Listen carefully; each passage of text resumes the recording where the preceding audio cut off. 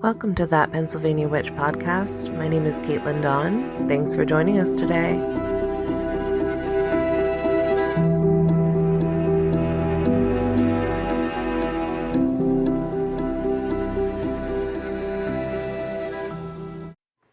Hello, and thank you for tuning in to That Pennsylvania Witch podcast. On today's episode, I get to interview the brilliant and lovely Mhara Starling about the release of her new Pagan Portals book, Mabinogi. This book was released in June of 2025, and you can get it wherever books are sold. I was able to restrain myself from making Monty Python references, but unfortunately, I could not restrain myself from once again bringing up my favorite band Tool, even though it really wasn't related to our conversation. Thank you for listening. Good afternoon, Mhara. Hello. I'm delighted to speak to you today. Oh my goodness, thank you for inviting me. So am just so psyched to talk about your book, but I also want to tell you that I am delighted by your social media and your TikTok. I have been cackling over this, you and two other individuals like frolicking on a hillside somewhere. I think you were talking about fairies. Oh my goodness. So I do so much over there that I'm not even sure what is going on at the minute. So my social media presence was a really strange thing because I've been making videos and content for years now, absolutely years, about Welsh witchcraft and magic and such. And it's only during the pandemic when I was a little bored and I didn't know what to do with myself. And I'm a very theatrical person, so I have a very theatre-based background. So that's why I talk the way I do, and that's why I move the way I do and such. So, during lockdown, when I couldn't even talk to my friends and such, it was so antsy and I was feeling so like restrained. So I decided to just let my full cringe out on display for all to see. And that is strangely when everybody started like paying attention to me and following me and such. So, one piece of advice to anyone listening: let that cringe out, because once you do, that's your most authentic self. And apparently, my cringe means that I frolic around in meadows and ruins and wonderfully historical places, talking about Welsh magic and witchcraft and history and all sorts of other things. There's also a few videos here and there about embarrassing moments and such that I've been through in my life. But yeah, I tend to bring most of my friends and such onto my videos, sometimes to terrorize them. So some people might have seen videos where, for example, I brought on a Welsh celebrity, Elin Fflyr. She's a singer. I brought her on and I just did a whole video where I pretended I didn't know who the hell she was, which is kind of unheard of in Wales. Everyone knows who Elin Fflyr is, especially from where I am, Anglesey. She's like the queen of Anglesey. She's this very famous singer. So I terrorized her. But then I have friends like Brett Hollyhead and Moss Matai who also write books and such, and they come on and they talk about fairies and such with me as well. I've also done videos with Christopher Hughes, who I refer to as my adoptive father. He's my adoptive little fairy father. He's not very little. I don't know why I call him that, but he is my adoptive father. I see him as my druid mother and my inspiration in many ways. So I've had quite a few people. So I don't know who exactly I might have been terrorizing, but I'm assuming based on that description, it was probably Moss and Brett. Think it might have been Moss and Brett. It is one of my all-time favorite. I was enamored with your entire presence, and I'm just so excited to get to talk to you today. So yes, I've been fangirling over you for quite some time, and I'm not, not ashamed to admit that. So, Oh gosh, and no, never be ashamed. you grew up in North Wales. I have been to Wales one time, and it was so brief that it was heartbreaking because it felt like I was coming home. It's just so beautiful there. It really is. I don't know. I don't think I belong here stateside. Oh, you'll have to come over and play with us then. Oh my Oh, goodness.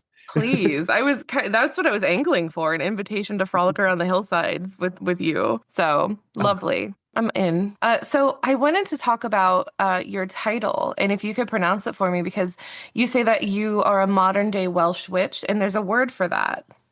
yes. So the word there is swyn wraig, which is quite a lovely word, isn't it? It just makes you cream just that tiniest bit in your knickers. Swyn wraig. It just has that lyricality to it that we are fortunate to have in the Welsh language. So that's swyn wraig. It is beautiful. And I was going to butcher it, so I'm really glad that I asked. I did want to also point out your wonderful book. I told you I went on many tangents and down many, many wormholes and rabbit warrens because of it. Published with Moon Books Publishing. It is a Pagan Portals book, Mabinogi. Am I pronouncing that correctly? Uh, Almost. So it's Mabinogi.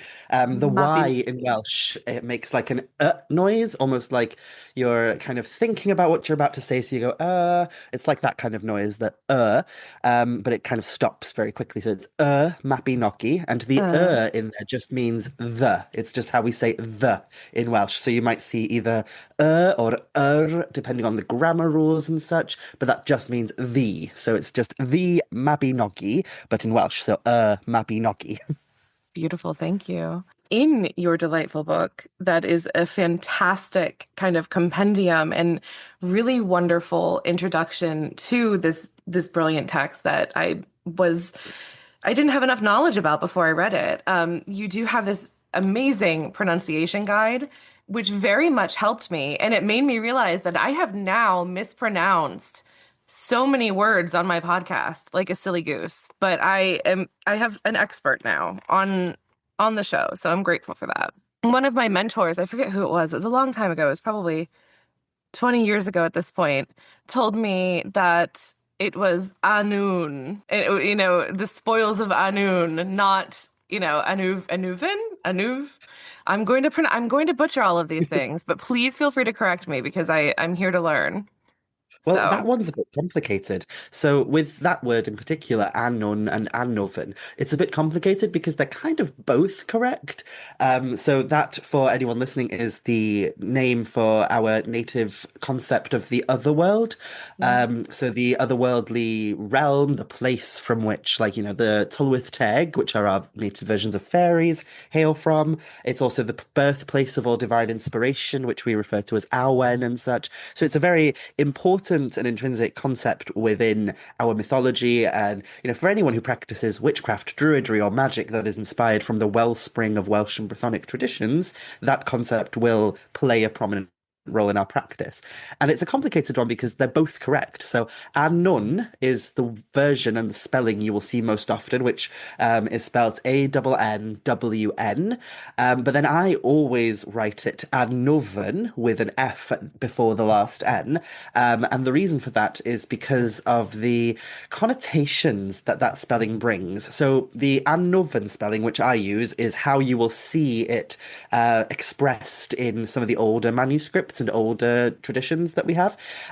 So, for example, in the oldest literary tradition where these stories are recorded in medieval manuscripts and such, it is usually spelt the exact same way that I spell it, Annwfn, except with also a Y before it, but the Y is just there to indicate sound. So the way that you would pronounce that word is Annoven, and then with modern Welsh spelling, you just drop the Y, so it's Annoven.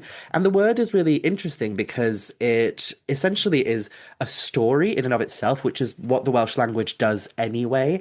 The Welsh language has this poetic quality to it because if we go far enough back in history, it was poets that essentially constructed this language. So the Welsh language developed out of what we refer to as Common Brythonic or Brittonic.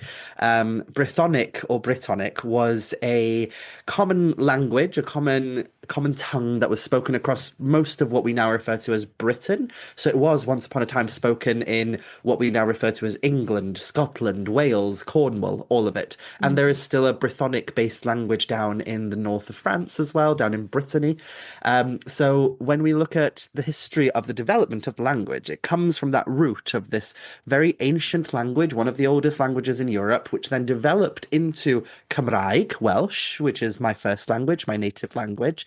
And when it was developing, the history behind how it came to be is kind of interesting because it takes place around the time when the Roman armies, so the Roman Empire, when they left Britain, and they left very abruptly. They left almost like in the snap of a fingers or the flitter of a fairy's wings. They just left and left everything behind as they did, and they left a kind of gaping void in their wake. And we were kind of stuck here going, what do we do now? Because they've ruled over us for so long. They've kind of dictated what we do and how we live for so long. What do we do now? So, of course, humans do as humans are wont to do, and they started fighting and they started arguing and all of that. But from the ashes of the departure of the Roman Empire, Welsh culture started to arise.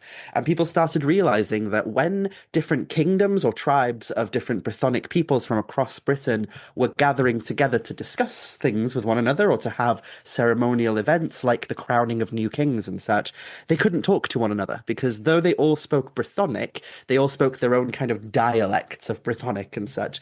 So the bards, who were very, very important people at that time, the bards were essentially magicians and they were given the ear of royalty, so they were very important among the courts and such.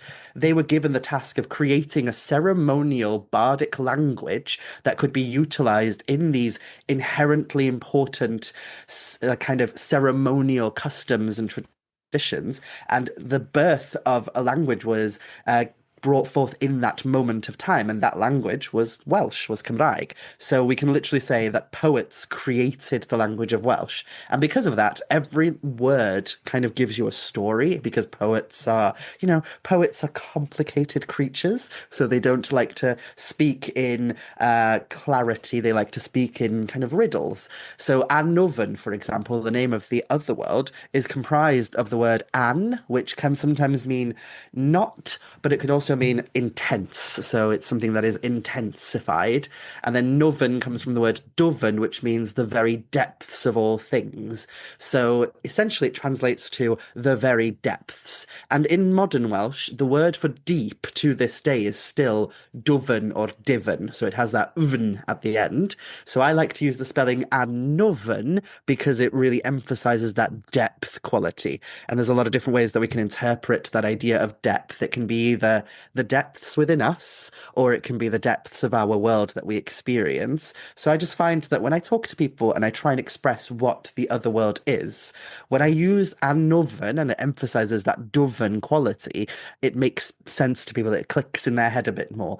So I prefer that spelling. But of course, colloquially, within Welsh tradition, as like the Welsh language evolved, the F started to be dropped. So in modern translations like the Sioned Davies translation, which is the probably the best translation going of these myths and stories at the moment, she doesn't use the F, so she just has Annwn. So a lot of people know it as Annwn, and that's perfectly acceptable as well. It just depends on which stream you're following and what your preference is. So both of them are completely correct. And sorry to go on that tangent. Oh my, please, no apologies. I'm hanging on your every word. That makes a lot of sense to me that the language was created by poets. And I'll tell you why. Many years ago, when I learned to first incorrectly pronounce these words. So in my tradition, one of the groups that I've been in for about 10 years is here in central Pennsylvania. And we gather probably once or twice a month at our tradition head or clan head's home. When I was first going, we would do it in the evening. And so it was delightful. So every Thursday evening, we would show up. After work would go and grab something for the potluck because that's what we do. We have to go to a potluck. But we would, about every 3 months, have a bardic circle. And it was delightful. Of course, when I was younger, I did really cringy things, which I am now owning.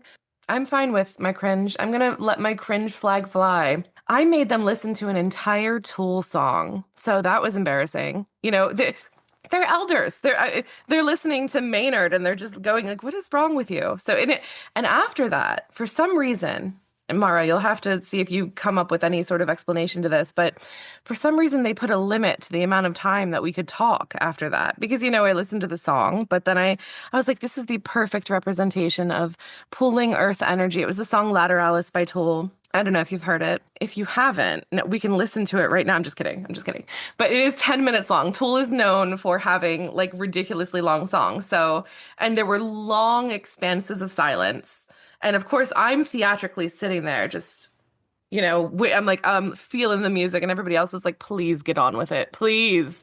But anyway, there was one evening that a one of my amazing mentors brought in an old CD. It was a CD by a Scottish folk artist named Robin Williamson. The song was entitled "The Spoils of Annwn."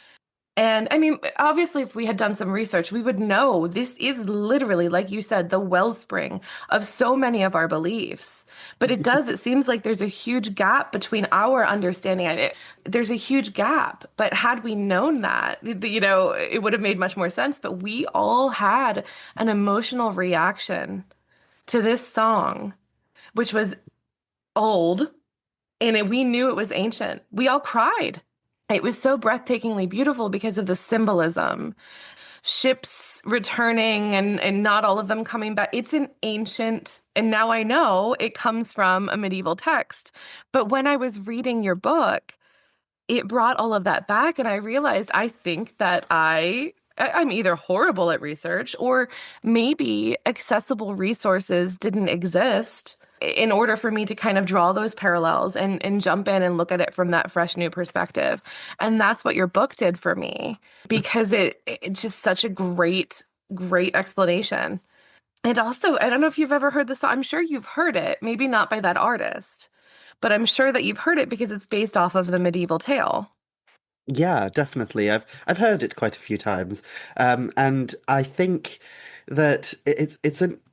I think it's lovely that you say that that is exactly what it's done for you, my books and such. It's brought you back to these things because that's exactly why I started doing what I do.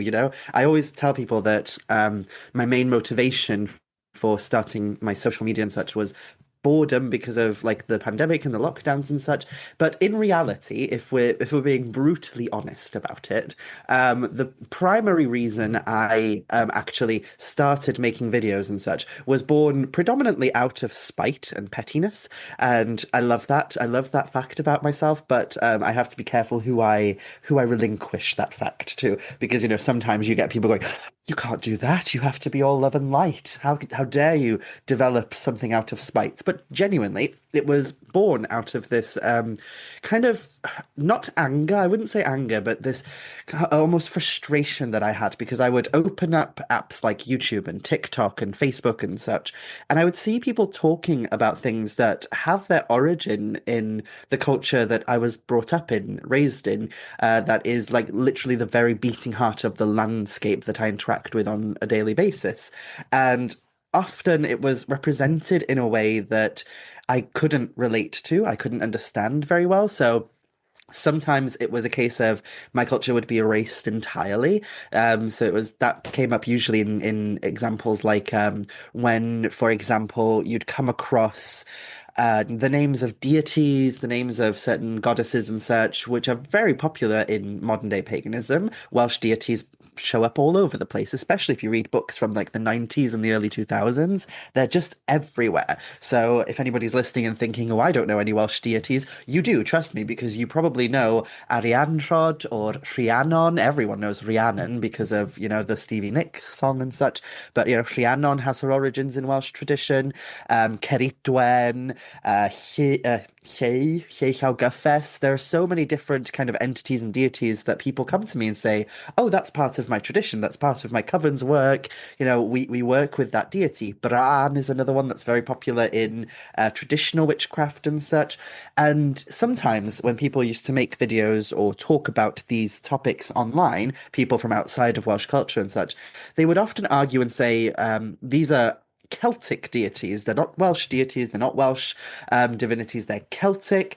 And there's this strange phenomena that occurs. And I apologize to my cousins over the water for a moment because I'm going to be a bit kind of ranty about this for a second. But there is this tendency across the world where the term Celtic often gets used as a synonym for Irish. So people assume that anything Celtic must just be Irish. So Irish and Celtic are one and the same, and everything outside of Ireland must not be Celtic. And that's not how it works. Celtic is an umbrella term for a variety of different cultures and traditions and practices and cultural like expressions and such. And under that umbrella of Celtic, you've got two different distinct family trees. You've got the Goidelic branch and the Brythonic branch.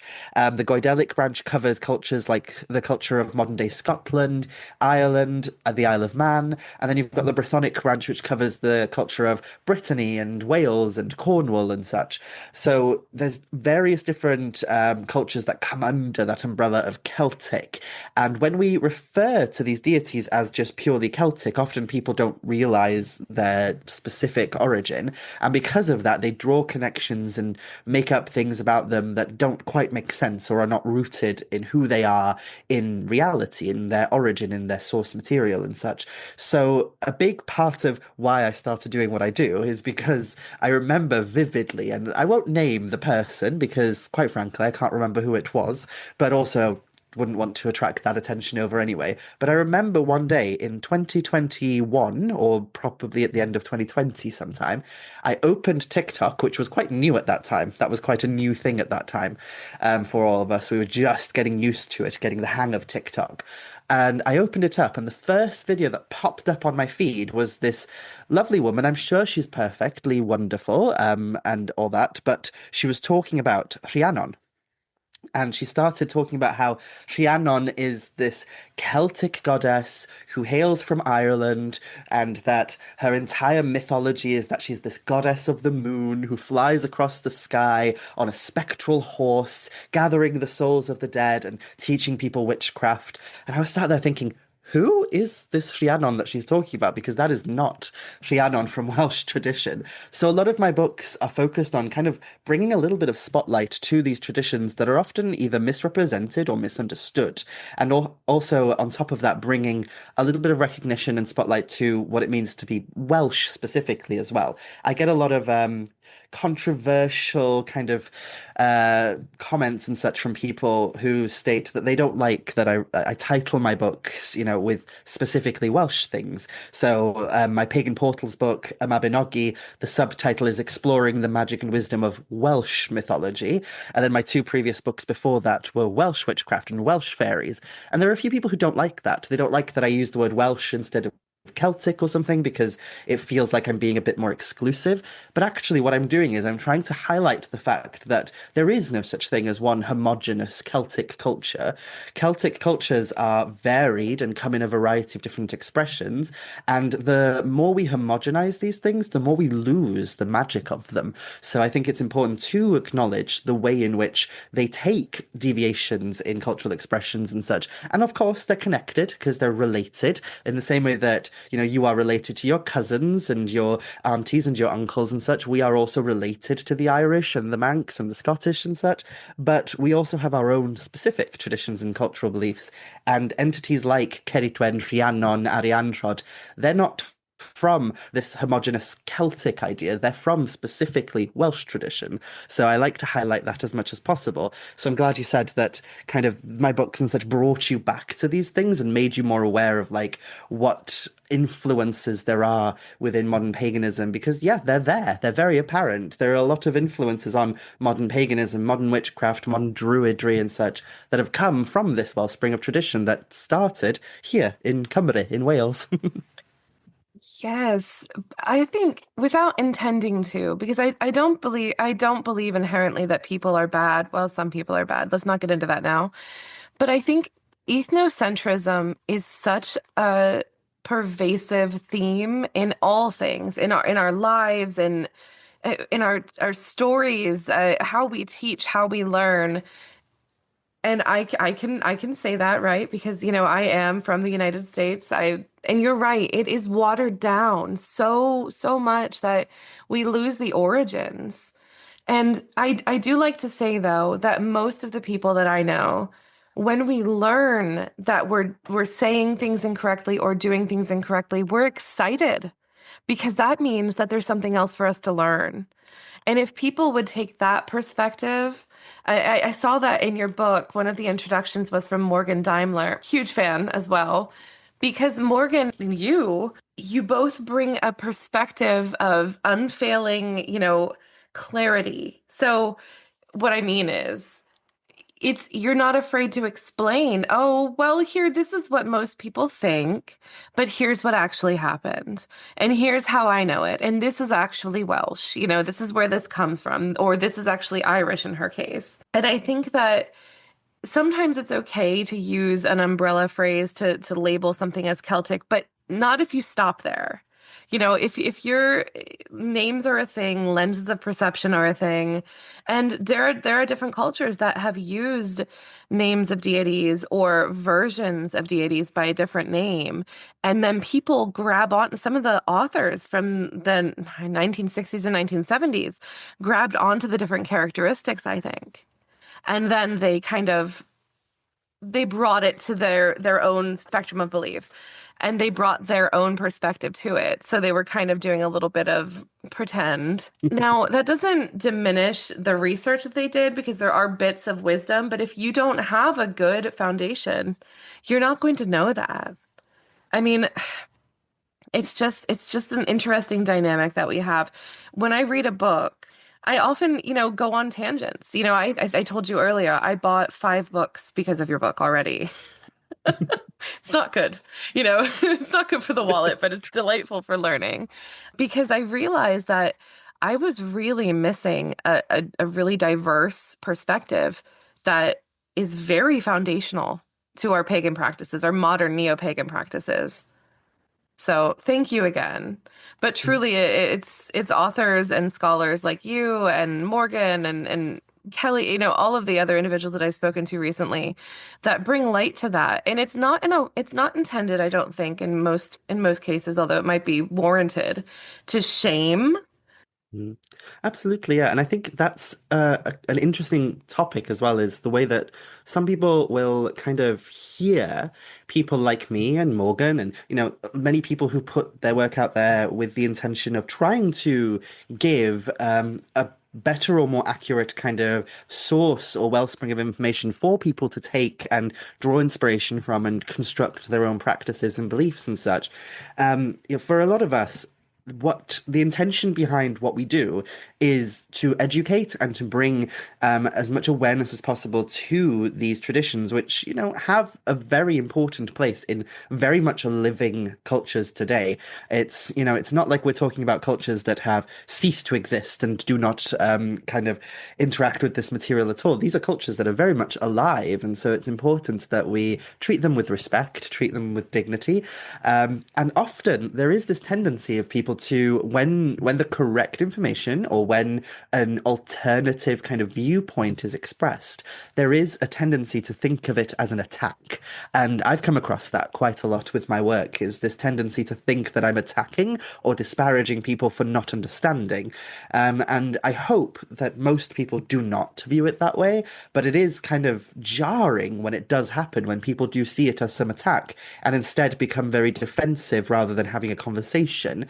One topic that comes up quite a lot within the sphere of Welsh tradition in particular, and it's going to be rearing its head very soon again because we're entering into that time of year now, is the discourse surrounding the name of the autumn equinox within modern pagan traditions. So on the neo-pagan wheel of the year, there are all these kind of names that are almost like a charcuterie board of various different cultural expressions shoved together onto one wheel. So I really hope I'm not kind of shattering anyone's view of the Wheel of the Year when I say this, but the Wheel of the Year as we know it today did not exist in the ancient world as it is expressed today. So there was no ancient culture out there who celebrated a celebration called Ostara, and then celebrated Samhain, and then celebrated Bealtaine and such. There was no culture that had all these like diverse, varied names and celebrated it in the way that we view it today. The way that it is expressed today is very much a modern invention, which is already shocking to some people. They don't realize that because it's not presented that way in a lot of pagan books. books, it's presented as this ancient way of working with the world. And the names on there, the various names for the different festivals, they do, some of them come from actual cultural traditions, but it is, as I mentioned, a charcuterie board. It's kind of a pick and mix of, we'll take this celebration from that culture, and then we'll stitch it together with this celebration from that culture. And so some of those names, like, Samhain and Bealtaine, or some people know it as Beltane nowadays, they do come from Irish tradition and such. And then we have names like Ostara, which is complicated because it's inspired by Germanic traditions and such, but then has a lot of controversy around it in and of itself. And then we have the one that I struggle with the most, which is some people know it as Mabon. So Mabon, the autumn equinox, the word actually hails from Welsh culture, from Welsh mythology, and it's actually pronounced Mabon, not Mabon, Mabon. So Mabon is the name of a deity from Welsh tradition. It literally translates to mean the divine child. And I'm sure you spoke with Kelly Bandea. Kelly's written a book on Mabon and Modron, his mother. So Mabon, the divine child, and Modron, the divine mother. And they're related and cognate to much older deities like Matrona and Maponos and such. And, Mabon can be a very important deity to many people who practice forms of Brythonic polytheism and Welsh polytheism to this day. But then his name is invoked during this autumnal festival, and often invoked incorrectly, pronounced as Mabon and such. And a lot of us Welsh people have opinions and feelings about that. We have a lot of emotions that kind of kick up from that idea. The first emotion being, why are you pronouncing it that way? It's Mabon, which can be like a bit of a complicated one, because then once you correct somebody's pronunciation, they can become a bit antsy, like you're being some kind of, I don't know, some egotistical force who's just trying to embarrass them or something. And it's like, no, we're just confused why you're pronouncing it the way that you're pronouncing it, when it's Mabon. Surely if you have an interest in mythology, you would have looked into it and realized this is a different language that works differently to English and such. But then the other complicated situation with that, of course, is that Mabon has nothing to do with the autumn equinox within Welsh tradition. His name was plucked out of a hat by an author in the 1970s who decided that this was, like, something that would work. And his opinion was that when we looked at the Wheel of the Year back then, and before anybody kind of jumps on any assumptions, it wasn't Gerald Gardner that did this. Gerald Gardner actually referred to the autumn equinox just as the autumn equinox. And because of that, this person, who was a Wiccan from California, called Aidan Kelly, he decided that there was no aesthetic kind of balance going on with the Wheel of the Year, and he needed to find names for celebrations like the autumn equinox, the winter solstice, the summer solstice, and the spring equinox. So he came up with names like Ostara and Litha and Mabon for the different points in the Wheel of the Year. But when he took the name Mabon, he plucked it from Welsh culture, didn't have a grasp of it, didn't have an understanding of it, and he plonked it onto the Wheel of the Year with no real understanding of what he was doing, nor any respect towards the deity that he was pulling that from. And, a lot of us Welsh folks, whether it's me or Christopher Hughes, I'm sure people like Kelly Bandea have also talked about this, have said, like, it doesn't make sense and it doesn't fit for us. But when we present that information and we say this doesn't make sense and it doesn't fit for us personally, often we will preface it by saying, if it makes sense for you, and this has been part of modern pagan tradition now since the 1970s, 1980s. So, if it makes sense for you, fine, but at least acknowledge where it comes from and acknowledge that it is not this ancient thing, that it is something that has developed naturally within modern paganism, and acknowledge its origins. Who is Mabon within Welsh tradition? Why do we call the equinox that name? Who did it? Like, learn the history and such. And by doing that, you respect the culture from which this name was just plonked out of and pawn on and kind of placed onto this celebration where it doesn't fit. But people get very defensive when you mention this, and they get very, very angry. I've had so many nasty emails and messages and comments and such from people who see me as some nasty gatekeeper because I just present information that doesn't align with what they initially believed. And some people can also just be really snarky about it. So they won't make nasty comments, but they will say things like, well, language evolves actually, so we're allowed to do it because language evolves. And I'm like, yes, language evolves, but that's not what's happened here. What's happened here is somebody took a Welsh word out of context entirely, plonked it onto something, and didn't actually express why in any way that made any sense. So we should acknowledge that. And the least that people like me ask, as you know, as we enter into this new phase of paganism where we are being more culturally aware and sensitive and such, the smallest kind of thing that I ask as a Welsh pagan and that most Welsh pagans ask is if you are going to carry on calling the autumn equinox Mabon, try your best to pronounce it the correct way, Mabon. You know, it's not that hard for English speakers to say Mabon. It's not like we're asking you to say Llanfair Pwllgwyn Gicho Gerich Drop Chant Silio Gogogoch. We're just asking you to say Mabon. So it's like Mab on. That's it. Mab on. Simple as that. So learn that, learn the pronunciation, learn who he is. Like go and check out books by people like me and Kelly Bandea and Christopher Hughes and people who have written about these subjects and go and, search up the source material. And if you have done all that and you still want to call the autumn equinox Mabon, I have no issue with that at all. It's just a case of please at least give a little nod to Welsh culture. But people think that that is inherently disrespectful, and I struggle with that. I struggle with how that fits. And I think it comes back to, yes, I thank you for that because I think it comes back to our tendency as neo-pagans, and I'm painting with a broad brush. I'm not in any way saying or assuming that everybody does this, but we do have a very limited ethnocentric view on some things. I should have known that a lot of the concepts that I was learning about, where they came from, I just hadn't dug further. I hadn't dug deep enough yet. When I did, though, it changed my perspective. And I was delighted for that. I was delighted for the opportunity. Because if we approach things from an opportunity to learn rather than being defensive, how are you going to learn anything if you're going to be dismissive? I mean, we're talking right now. You're in Wales, right? You're currently residing there, Yes. grew up there. There's a rich history. There are people still practicing. There are people telling stories that have been told. We just referenced a song that was told by a Scottish folk singer that medieval text was ancient and beautiful, but giving no credit to where it originated from just doesn't make any sense. I'm over here looking at 30 some odd random books that have, kind of gathered on my desk and they're all over the place. There are sources in there that I know have incorrect information because they're drawing from, if you're citing a book from the 70s written about Sabbats, it's going to have nuggets of correct information. So I'm not discounting the book. I think that every book is worthy, and I think that it's delightful to be able to read, even if it's going to make you read it and say, I don't agree with that whatsoever.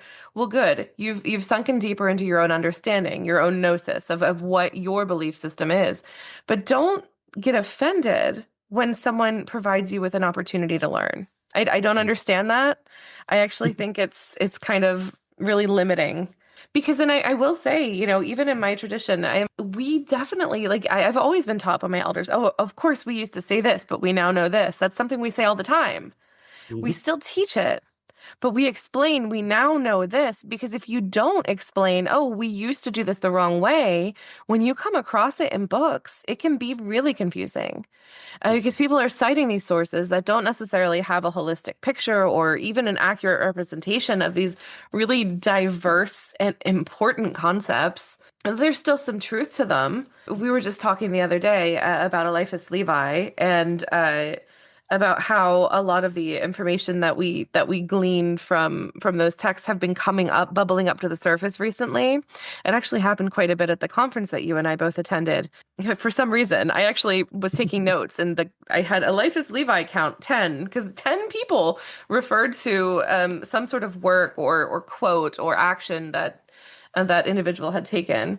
And it's just interesting that every single person has a different perspective. And that is not what you're saying. You're not saying don't have a perspective, don't have your own understanding. Yeah. Giving respect and honoring the roots of something is kind of something that we should really all be passionate about. Absolutely. And one of the kind of strange ficklenesses of that kind of conversation that I find personally just discombobulating entirely is the flinging of the word gatekeeper as well, because this is like something that's become a buzzword in modern paganism today is we don't like gatekeepers, gatekeeping is bad and all this, which is complicated because, many of the deities that we venerate within paganism, witchcraft and such were gatekeepers in and of themselves, gatekeepers of knowledge. They were keepers of the gates towards some kind of wisdom or knowledge, and they made sure that only certain individuals could reach that point. One of the predominant ones, of course, being Hecate. Hecate is very much a gatekeeper. She's very much somebody who keeps a gate, and we have some in Wales as well. We have very much very few kind of individuals within our mythology who are literally given the title of the gatekeeper, they who keep the gates and such. And it's interesting because gatekeeping has always been a thing within paganism and witchcraft. It's the point of things like initiatory traditions. That's a gate that somebody has to keep, and initiatees, people who come to be initiated, they cross through that gate, but they have to do the work in order to be let in through that gate. So it's interesting to me that the term gatekeeper has become such a buzzword in paganism and witchcraft today, to the point where people just wholesale say this is a bad thing. We do not gatekeep, which I struggle with. There's so much nuance there that needs to be discussed. But also, I find it really intriguing that people fling that word at me when I try or Morgan Daimler, or anyone who kind of writes books on subjects that, have a lot of misinformation about them and such.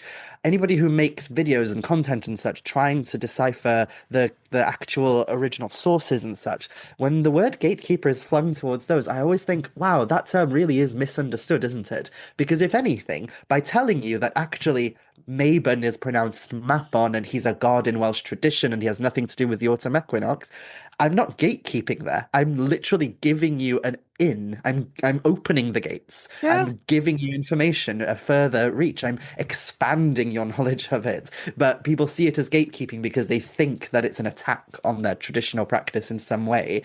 And all I would say is if going to source material shatters your ideas or illusions of your practice, then that says more about your practice than the people shattering those illusions. So it's time you start digging into it. And it's not gatekeeping to give you more information. It's literally the opposite of gatekeeping. I always say to people, there's this tendency nowadays. One of the big questions I get personally as somebody who writes about my culture from within the culture itself is this a closed practice? Am I allowed to practice it and such? And it's always an interesting question to me because I love that people are asking it now. But at the same time, it's like, no, we're not gatekeeping this culture. We're not telling you you're not allowed to delve into these things. You're not allowed to partake in them and such. If anything, within the context of Welsh tradition specifically, we're saying come and learn. Sit at the cauldron, drink from the cauldron, learn as much as you can, but do it with respect.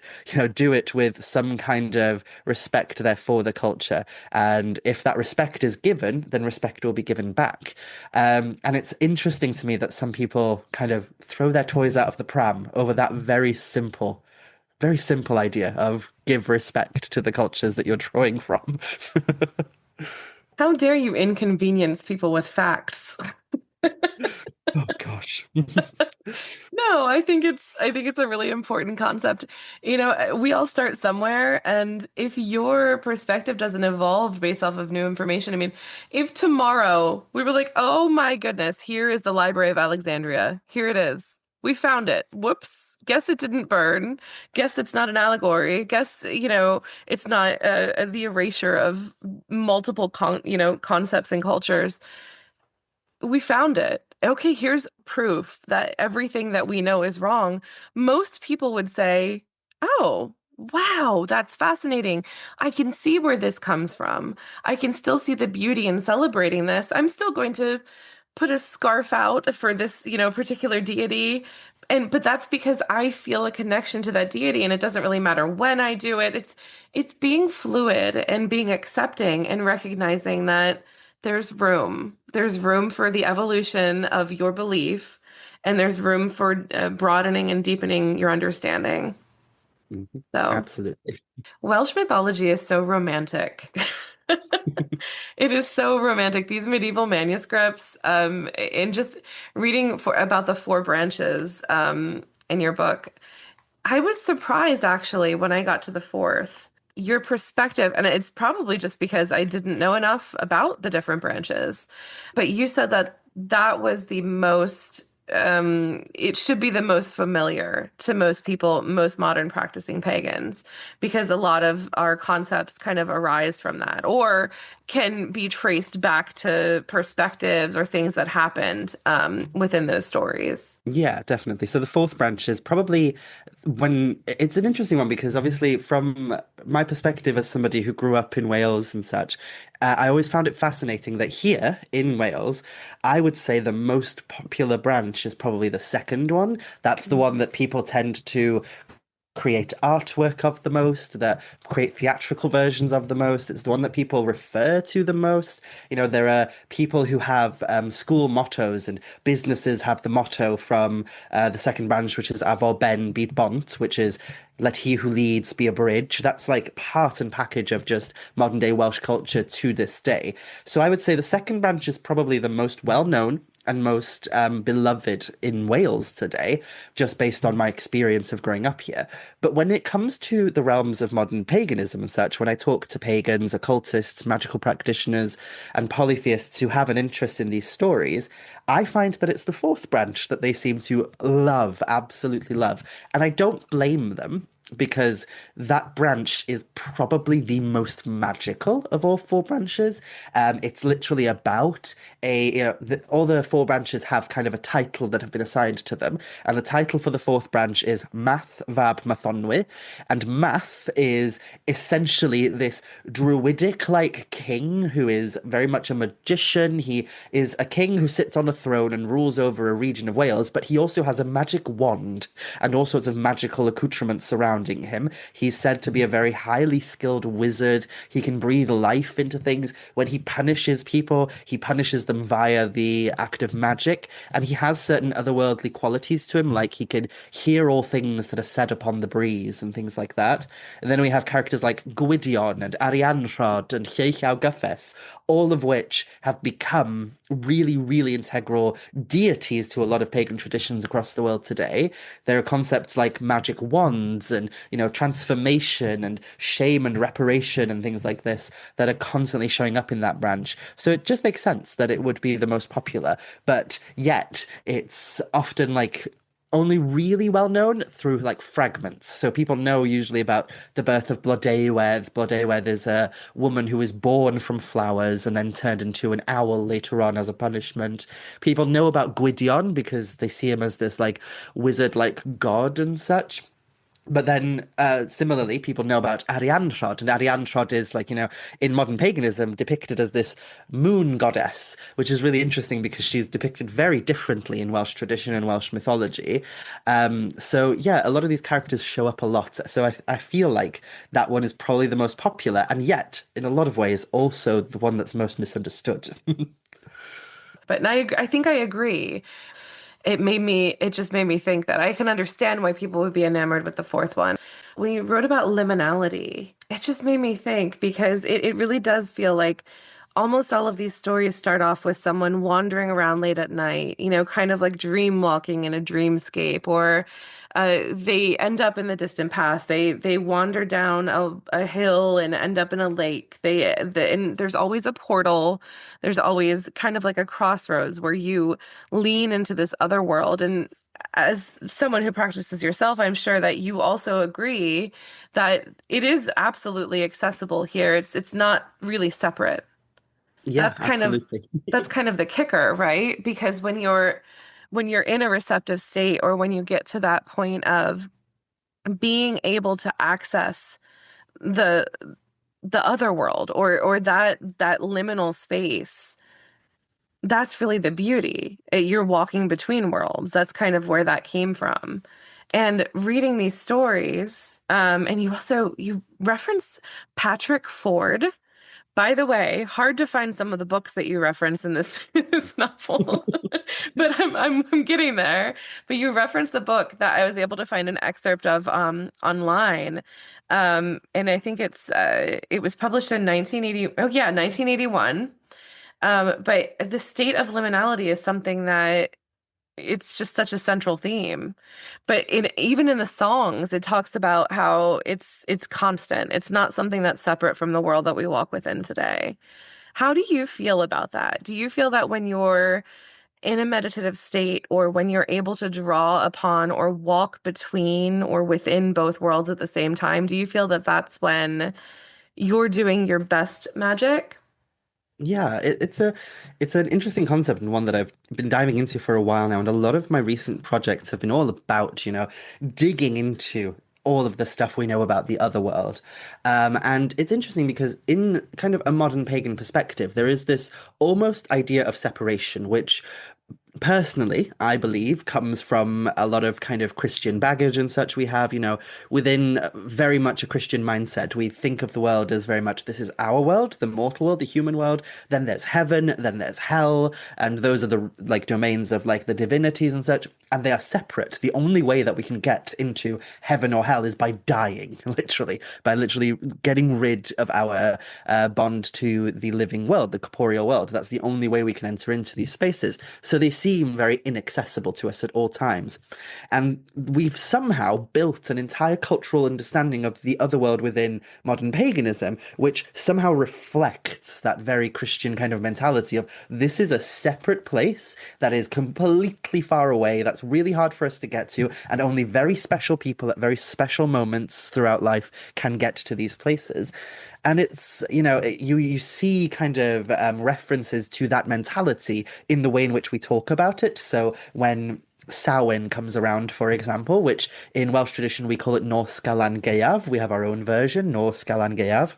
No Nos skill. Galan Gaeaf is one of the spookiest time of year because in the past it was believed that that was a time when you were more likely to have interactions with the other world, with the preternatural forces that are apparent in our world and such. And the way that that is expressed in modern paganism is it's stated that at Samhain or at these thin periods throughout the year, the veil is thinning, and which I always find hilarious because if you've ever seen a veil is always thin. It's like that's the point of it. It's a Kind very, of the very whole point, thin, really. yeah, thin bit of fabric. You can't really draw water in it. You can't really, block anything with a veil. It just kind of shades things slightly. So what thinning means in that concept, I don't know, because if you thin a veil, it's just not there anymore. So yeah, that whole concept is interesting and it hails to us from predominantly 19th century spiritualism and such, rather than any pagan tradition. When you actually go back and you read the mythologies of places like Wales, for example, the concept of the other world is actually much more complicated than simply we are separated from it by some kind of veil. And the myths seem to imply that the forces of the other world are constantly present and constantly influencing our lives in certain ways. And, this is demonstrated in the myths in very subtle and very simple ways that you kind of might miss if you just kind of do a cursory read of the stories. So if we go all the way back to the first branch, and just for anyone listening in case they haven't looked into the Mabinogi before, the Mabinogi are the primary kind of bits of information of Welsh mythology that we have. They are probably older stories that were preserved in medieval manuscripts, so now they have a bit of a Christian overlay over them, but they still carry an echo of that pre-Christian tradition in them. And they are referred to as branches. So that's a very kind of, rather beautiful image in our mind. We can imagine it as this one singular tree with various different branches going off into their own different directions. And there's four branches in the Mabinogi. So when we go back to the original first branch, we have this interaction between the otherworld through the eyes of Pwyll. And Pwyll is this lord or prince from a region called Dyfed. He ends up offending the king of the otherworld and has to take the king's place in order to give reparations for the shame and embarrassment and, the horrid thing that he did. And the way in which he makes up for the offense is by going into the otherworld and killing the king of the otherworld's enemy. But when they it's in the little details that I find really interesting. So it's things like, how do they transition into the otherworld in the story? And the thing that baffles a lot of people is there is no reference in the text to them having to walk through a portal or, open a veil or anything like that. They just walk there. They just They just walk to the other end up world. there. Yeah, Yeah. they just literally, it's no different to walking, from one street to the next, and they're there. They're just there. And that's how apparent the force of the other world is. You can literally just walk there. And this shows up in like folklore as well, where people accidentally slip into the other world sometimes by accident, or people actively make the effort to connect to the forces of the other world. And this goes back to what we were talking about right at the beginning of this episode when we talked about like, the meaning of Annwn, that whole idea of that the name for the other world within our native language is the very deep, the very, very deep. And we can interpret this in a variety of ways. So there's one way that we can interpret it, which is literal. So when we read myths and folk tales and such pertaining to the other world is usually located in the depths of places. So whether it's deep in the dark forest, whether it's deep underground. So sometimes we see the other world being accessible via underground caverns and such. Sometimes it's across the sea, so literally you have to cross over the deep in order to get to the other world. Hence, Prede Annwn, the spoils of Annwn. That story is very much about ships that go out to the other world, and by traversing over the depths of the sea, they go into this liminal space where they can enter into the other world, because water is inherently a liminal thing. And another example, of course, is lakes. So deep lakes. There is this misconception with the deep lake idea, because the idea of the Lady of the Lake hails predominantly from Welsh tradition as well. This idea of these ladies who come from the depths of lakes and such. And there's this tendency in the modern world to assume that these ladies who come from the very depths of lakes are these like mermaid-like creatures because they're coming from water. But in actuality, what's going on there is the water is a bridge between our world and the other world. So by traversing through the water, you kind of flip reality and end up in this almost kind of changed, mirrored version of our own reality. So it's not that they live in the water, it's that the water acts as a bridge between our world and that world.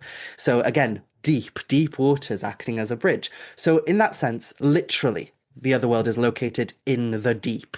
But then we also have the metaphorical idea. So when we look into some of our oldest songs and poetry and such, the texts seem to imply that the other world is something that is apparent within the very depths of us as well. So when we venture deep within ourselves through some kind of meditation or through sensory deprivation and such, when we deprive our senses, we have no choice but to go deep within ourselves. And when we do that, the forces of the other world are much more present in that moment as well. And poets and bards, they were seen as being in deep connection with the other world through a force that we refer to as Awen.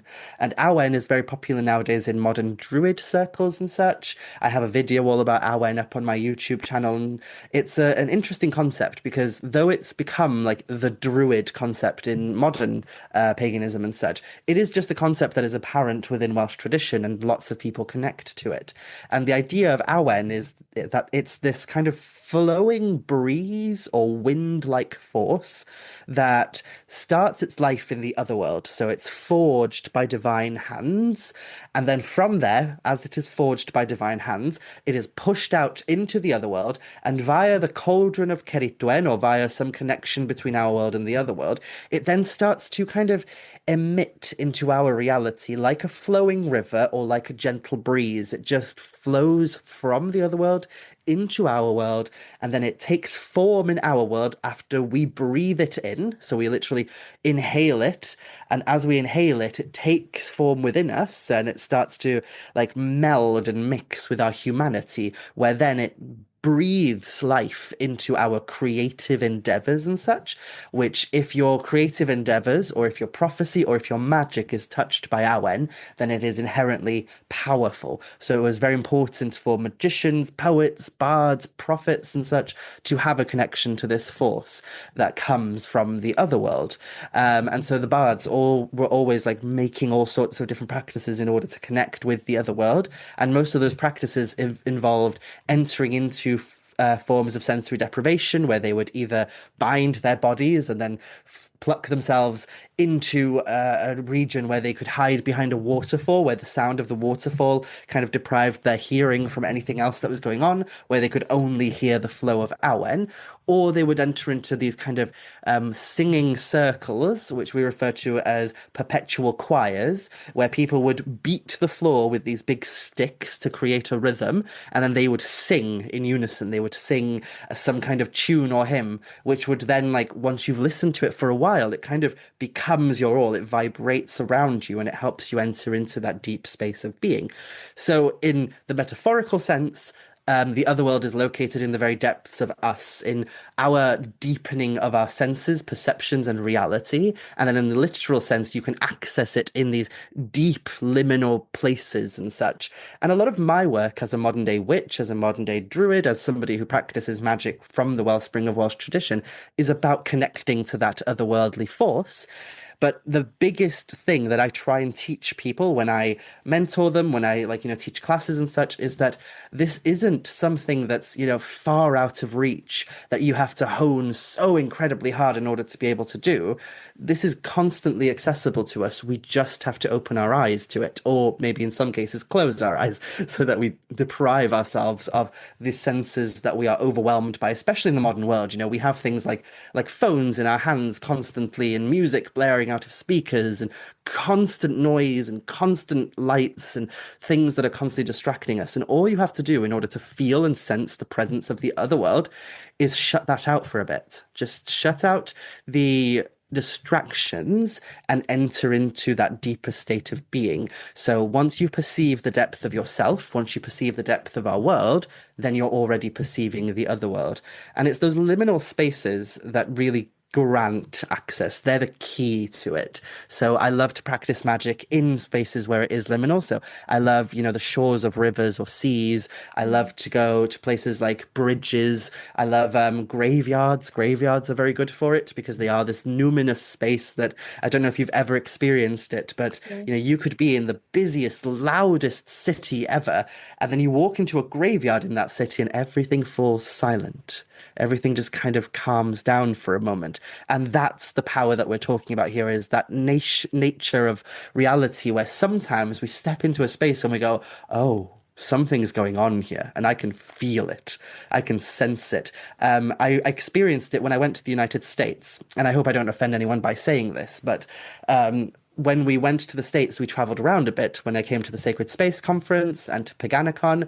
And one of the places we went to at the end of our trip was New York City. And it really, really hit me hard because New York City, especially for someone like me who comes from a rural, middle of nowhere kind of place, New York City is a lot. It's very loud, it's very big, it's so tall, it's insane. And I loved it. I absolutely loved it. It was a smorgasbord for the senses. But the moment of our trip and our travel that really hit me the hardest was when we were staying in Newark over the river. Um, and we took the ferry in, not from Newark specifically. We went down to some ferry port and we took the ferry over to Manhattan. And the ferry dropped us off not too far from World Trade One, the big, big, tall building, which of course is right next to where the World Trade Centers used to be, the Twin Towers used to stand.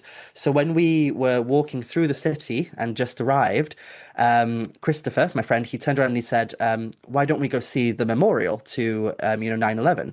We'll go and see the memorial. We'll pay our respects as our first little thing that we do here as tourists. And I was so ready for that. I was like, yes, let's go. And what I didn't expect was that in this concrete jungle, in this loud city where there's sirens and songs and just so much things attacking your senses. You walk to where those memorials are, where those two kind of beautiful pieces of memorials are created in memory of the people who lost their lives. You walk into that space and everything falls silent.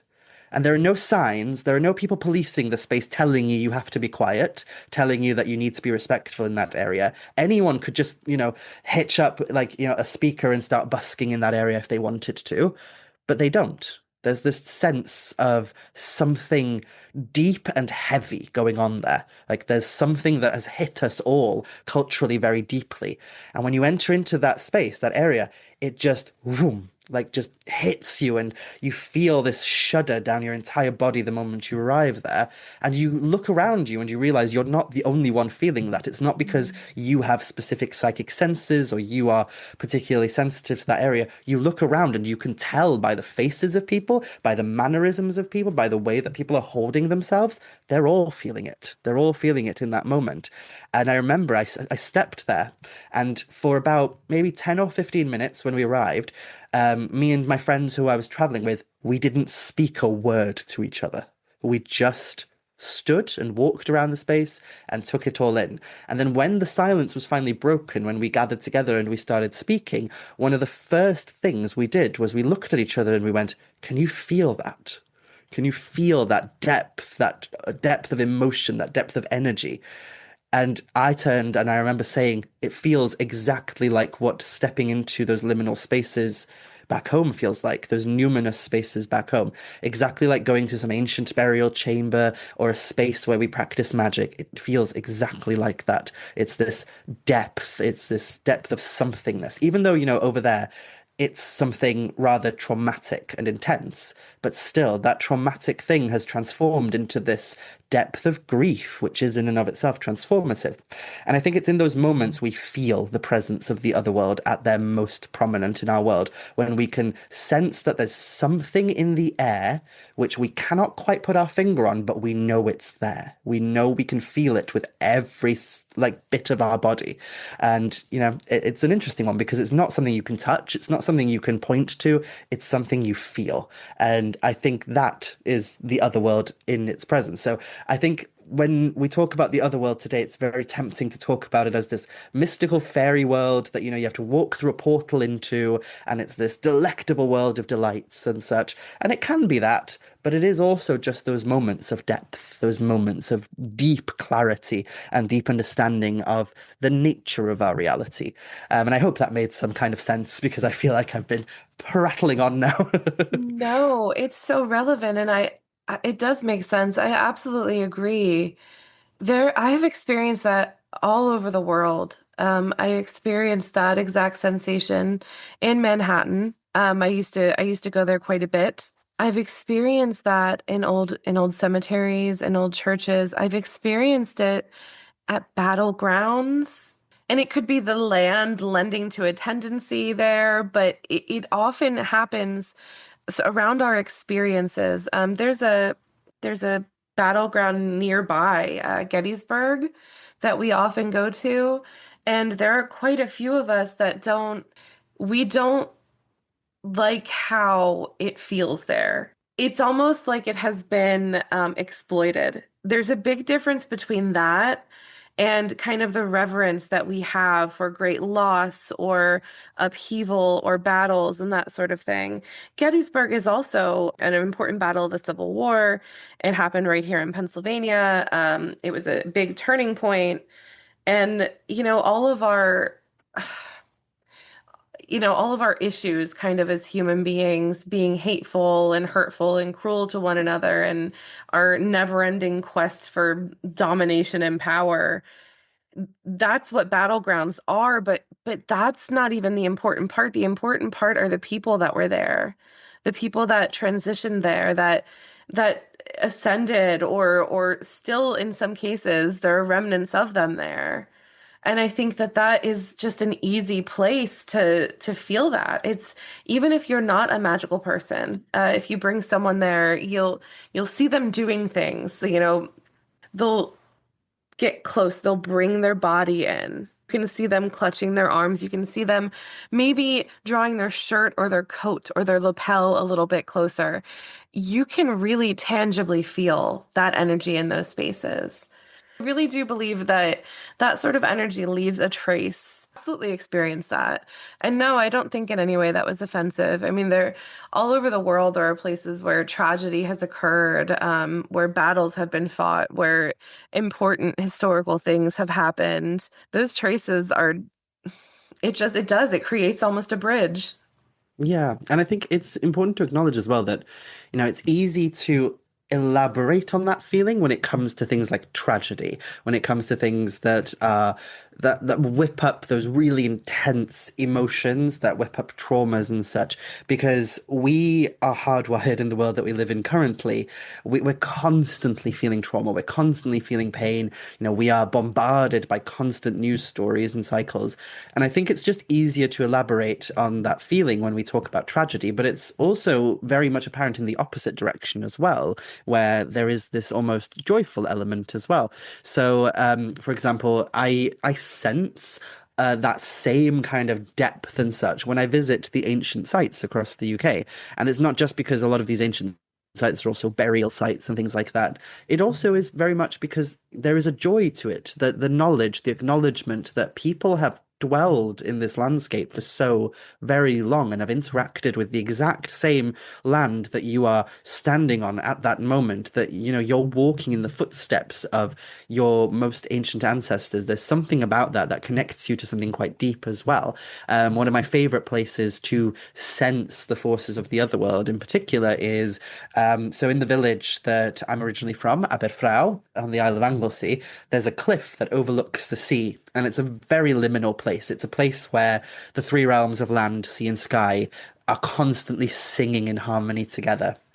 And it's a very grassy kind of cliff face that overlooks a very sandy beach. So you've got the sea to one side, the land to the other side, the sky just expanding above you, and it's this glorious kind of bridge between these different worlds and realities. And there, on the edge of the cliff face, is an ancient cairn. So it's this round monument made of stone.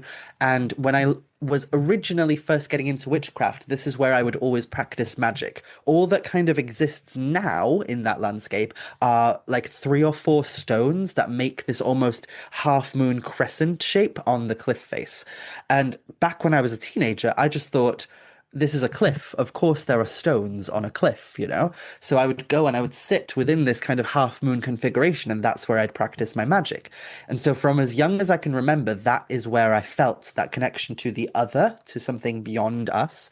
And then when I was later on in college, I started looking into that space, that area, and I remember reading something in a book about a ancient monument in the village called Truendi, which translates to the Black Nose or the Black Peak of something. And if you go to that area, the stones there are literally black as night. They are literally completely pitch black in color, which is rather an interesting aspect of the landscape in and of itself. This like very dark stones in this place where they should have been like, sun bleached, but no, they're these deep, deep black stones. So this monument that was called Black Nose, which made sense to me because of the stones and such. And when I was looking into it and reading about it, it was saying there's evidence of human occupation in this area for upwards of 10,000 years. And the monument itself is 3,000 years old. There are remnants of human remains there, that, the ashes of cremated people were scattered in this area. They know that offerings were left there and such, and that stones were left there as markers that this was a cairn. And I was reading about all this and I was thinking, so this is somewhere near where I practice magic. Whereabouts is it? And I discover it is that half moon area. So I sensed it, I felt it long before I ever knew what it was. And, to me, that was a joyful experience of feeling and sensing that depth, because what I was kind of tapping into was the notion that this is somewhere that even our most ancient ancestors in this landscape obviously felt was a place of importance, a place of magic, and they set up one of their important monuments in this exact spot where I have since I was a child come to and felt something other. So it's easy to elaborate on that feeling of otherness and depth through the lens of trauma, through the lens of grief, and through the lens of tragedy. But it can be felt in a variety of different ways too. And I think another way that we genuinely feel it and sense it every day is through the medium of art. So we always sense that otherness through art. And within Welsh culture in particular, we have a kind of emphasis on the importance of poetry, of song, and of art in general. Our greatest accolade that you can achieve in Wales, the greatest kind of reward that you can achieve, is a cultural award that's given out each year to the best poet. So we still to this day uphold poetry as like one of the finest arts, one of the things that connects us to something beyond ourselves. And that's something that goes deep into the past. Our storytelling traditions, our poetry traditions, our singing, that very much connects you to the other. And I know that everyone, whether you are the most, woo-woo crystal collecting, person wafting around in beautiful velvet gowns, or whether you're the most cynical, most atheist person in the world, every single person along that spectrum states every now and then in their life, that song sends shivers down my back. And none of us can explain what that sensation is, why we feel it, why we some songs, some music, some poetry, some books, some pieces of art just move us in a certain way. And it's my belief that it's also that feeling that is very much apparent within ourselves when we connect to that other state of being. So when I practice magic, when I do my thing, I'm always seeking that specific feeling, that feeling that comes from being in these liminal places, from feeling art, from, touching something that is beyond ourselves. And I hope that has elaborated that, it's not something that's this far off concept that is this, far, far away fairy world. It is something that is within arm's reach at all times to us all. Oh, yeah, hell yeah. That's phenomenally beautiful. We don't give ourselves enough credit, even in the mundane world, for our extra sensory perception. Absolutely. It's always there. It's just Yeah. being able to acknowledge it. I did want to talk a little bit, and I think that Yeah. there has been, we've already said this a million times, but there has been an erasure. But I'm really happy that we're acknowledging the erasure and kind of trying to bridge the gap and just celebrate the origins of this belief system. Yeah, absolutely. And again, I'm going to preface this by saying I hope I don't offend anyone by saying this, but when we talk about things like Druidry in the modern day, I think there's this tendency, especially when you're outside of the United Kingdom, outside of Britain, outside of Wales specifically, there is this tendency to hearken the idea of Druidry back to specifically Ireland. And that's very valid. It's very valid to do that because we know that druids existed in Ireland as well. Yep. Druids show up in Irish texts and mythology and such. But at the same time, a lot of what we perceive druidry to be in the modern day actually has its origins from Welsh tradition, not Irish tradition. And, obviously there are some druid orders out there who specifically focus on the Irish tradition and the Irish expression of it and such. But, if you are a modern day druid in the world and you work with forces like Awen or Nuivre, or, you interact with the idea of bardic wisdom, if you have the concept of triads within your druid order, if you have goddesses, bardic circles and such, that's all very much from the expression that we have here in Wales. And it comes from like various different stages. So the most obvious that people always turn to is the ancient quality of druidry, where we know that in the very ancient past, there was a group of people called druids who were essentially spiritual leaders, political leaders. They were very much the people that the various different tribes and such turned to for advice and for help in a variety of different settings. They were ceremonialists, they were philosophers, and we only know anything about them because of the writings of other cultures, like from Greek writers and Roman writers who wrote about these very interesting, yet to them very scary people who were operating across Celtic regions, and that includes the Celtic regions on mainland Europe as well as the regions in Britain. And so the Druids themselves never wrote anything down. So we don't know Mhm. concretely what they were getting up to, only from accounts from Germanic and Greek and Roman sources and such of what they were getting up to. And the one piece of advice that we do know, piece of evidence that we do have about the Druids is from those writings from external sources and such. We know certain connections to areas like Wales. In particular, it was believed that most Druids, from wherever they might be in the world, wherever they were rooted, whether it was in Gaul, whether it was in the north of Britain, or whether it was even on the shores of Ireland and such, that many, many Druids went to be trained in the art of Druidry on an island that the Romans called Mona. And the Isle of Mona is nowadays in modern Welsh called Ynys Môn, or the Isle of Anglesey in English. And the Isle of Anglesey is where I'm from. I was raised. I grew up there. I'm hoping to move back there later this year in October. So it's somewhere that's very dear to me, very sacred to me. And you can sense that kind of that there was something going on there because it is an inherently magical place. It has so many ancient monuments that dot the landscape. We joked about when we were younger that you can't kick a rock on Anglesey without it being some kind of ancient stone that was used in some ritual or something. So it's like constantly throughout the landscape there are just these features that harken back to 2, 3, 4,000 years ago and such. So even today you can still feel that kind of sense of antiquity within the landscape, and everyone knows the tradition of Druidry there. Everybody is aware of that kind of cultural understanding of the island and such. So there's the ancient aspect of Druidry. But what I think a lot of people don't realize is the influence of the re-emergence of Druidry in the Romantic kind of period during the Romantic revival and such. There was this rise in Neo-Druidry, as we refer to it nowadays, which Neo-Druidry was its own kind of thing. It was inspired partly by those ancient ideas of Druidry, but it was predominantly people who had this belief that you could live your life in a way that was almost in keeping with our kind of cultural idea of what a druid might be. So living as a philosopher, as a spiritual person, as somebody who has a connection to the landscape, but also a connection to the bardic arts and such. And a huge portion of the rise of neo-druidry, or I would say predominantly the largest chunk of the rise of neo-druidry as we know it today, came to us from a guy called Iolo Morgannwg. That was his bardic name, Iolo Morgannwg, and he was a Welshman. And he created essentially a huge idea of what Druidry is, within our cultural kind of zeitgeist today.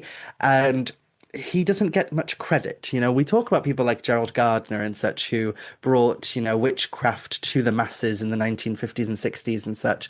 But we don't talk about people like Iolo Morgannwg who inspired him, who inspired people like Yes. Gerald Gardner.